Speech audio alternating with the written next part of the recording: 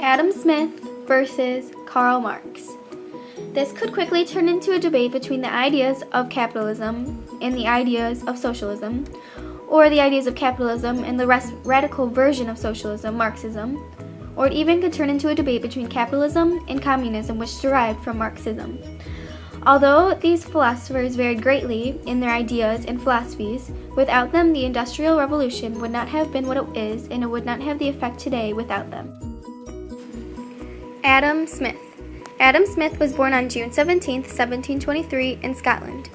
He was a professor at the University of Glasgow, and he wrote the book The Wealth of Nations. In this book, he defended the ideas of a free market, free economy, and the three natural laws.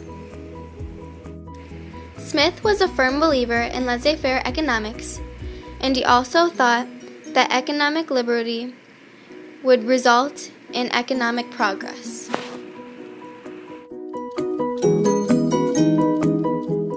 At the core of Adam Smith's laissez-faire capitalist philosophies lies the three natural laws of economics. Law 1 is the law of self-interest. Law number 2 is the law of competition. And law number 3 is the law of supply and demand. Law number 1 of Smith's natural laws is the law of self-interest. This question is asked almost every day by most people around the world. The question is, why work? Why spend 8 to 12 hours every day working? The answer for most people is you or your family. Why do you go to school? To get an education, which will most likely lead to a better life, with more money, more food, and more luxuries such as vacations, electronics, and a better house for you and your family. Law number 2 of Smith's natural laws is the law of competition. A small family-owned shop opens up on a street with some other surrounding small shops around it. Unlike the other shops, this one sells dressers. We will call this store number 1. Store 1 has one worker, and they can make one dresser in the average of 3 months. So in January, a customer comes and takes away the dresser. Another customer comes and they order another dresser. And in April, the customer comes back and takes their dresser that they ordered. Business is going great for store number 1. However, in May, another store selling the same dressers opens up just down the street. We will call this store number 2. In July, store number 2 releases a dresser while store number 1 is still out of stock. Store number 2 continues to make dressers, and instead of waiting, one customer comes and takes them all at once. This causes store number 1 to make a better product. This causes store number 2 to make a better product, and they keep enhancing their products as the need for business increases. This turns into something like a game for the businesses. One store releases a product, the next store tops that, and the next store tops that. The more businesses there are, the more competition is created. Ultimately, this competition creates a better product. Law number 3 of Smith's natural laws is the law of supply and demand. The economy always has and always will be dependent on supply and demand. A dresser factory will always sell dressers, but it will be dependent on the supply and demand on how it will sell with the public. Supply meaning how many could be made with the resources that they have, and demand meaning the popularity that this product has in public. If the supply is low and the demand is low, the cost will stay constant, meaning no fluctuations, and it will cost to make the product, but not many will be made.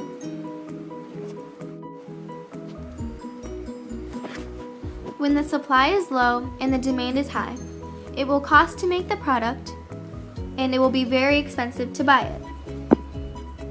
When the supply is high and the demand is low, it will cost little to make the product, and it will not be expensive to buy. When the supply happens to be high and the demand happens to be high, this is where Smith's third law takes action. Smith believed that enough goods would be made at a low price in order to keep up with the high demand. When the supply was high and the demand was high, this caused the economy to rise, and it makes money. A dresser factory can only make one dresser per every day. However, the demand for these dressers becomes very high in a short period of time. This relatively slow rate causes the public to be angry with the factory because they want more dressers. However, the factory can only make so many at a time. This causes the factory to change their ways, so the 1 per day quota is now turned into a dresser every hour. At the basis of all Adam Smith's beliefs lies a strong belief in laissez-faire economics. Laissez-faire basically means to have the government leave you alone. They thought that the nations did not grow wealthy from tariffs. Rather, free trade caused nations to grow wealthy. Free trade is trade with no regulation and no government interaction. They thought that free trade would boost the economy and would make a lot of money. A combination of Smith, Malthus, and Ricardo created a new way of thinking called capitalism. This new way of thinking thought that companies should be private and that the sole reason to invest money was to create profits. Thomas Malthus thought that the population was increasing at a faster rate than the actual food supply was. He also thought that people will always be poor if once poor.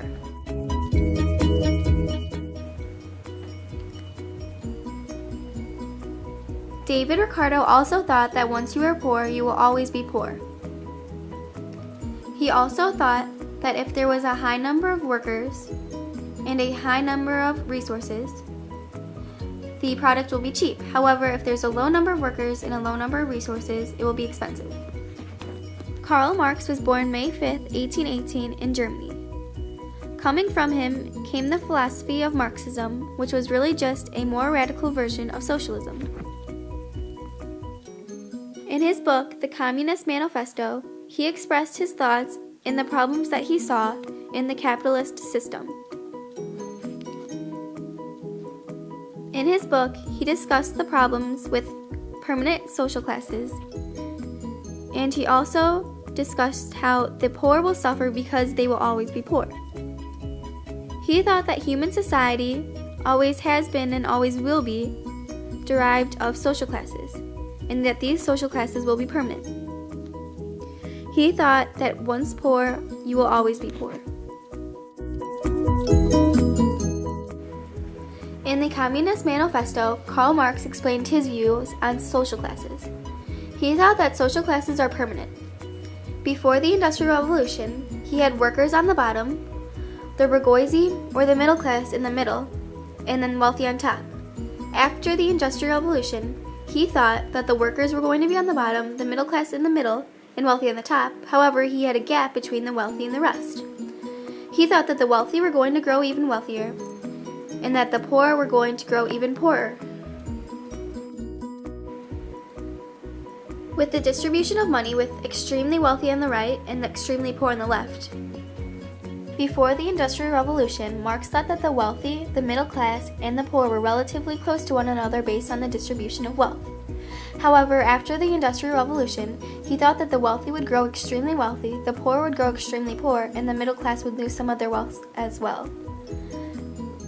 The poor worked in terrible conditions, and Marx thought that this would cause the poor, which was the majority of the population, to overthrow the factories. How Marx saw the future. Marx thought that the capitalist system was going to destroy itself. He thought that the factories were going to end up competing against the small family-owned businesses. While a small family-owned business can make one dresser, in the same time, a factory can make many different dressers of many different designs. Marx thought that this would completely destroy all family-owned businesses. He thought that all of the artisans would disappear. Marx thought that the wealth was going to be held in factories and manufacturers. He thought that because of this, the people would revolt. People would want their money, their power, and their equality back.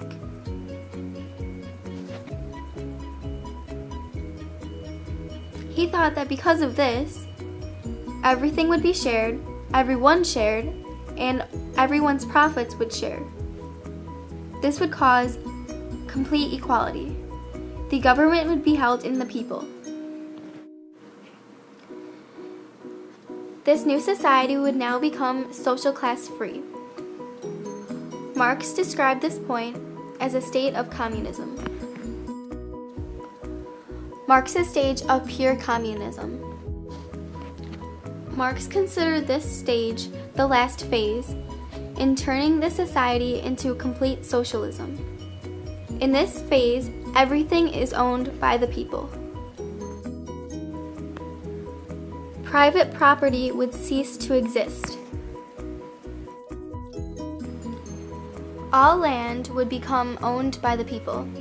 All factory, mines, railroads, and businesses would also become owned by the people.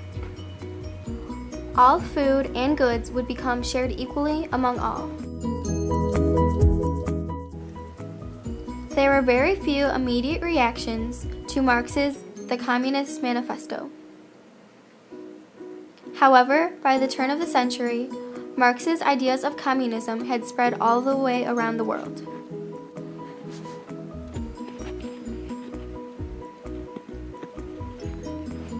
Marx's ideas of communism caused explosive results worldwide. His ideas affected many countries, including Russia's Lenin, China's Mao Zedong, and Cuba's Fidel Castro. Were Marx's predictions right or wrong? For the most part, they were wrong. Marx thought that economic forces determined and predicted the outcome of society.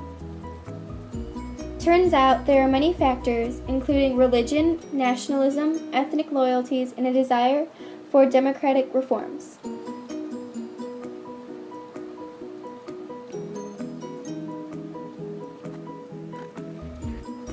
Also, Marx thought that the gap between the rich and poor would grow immensely.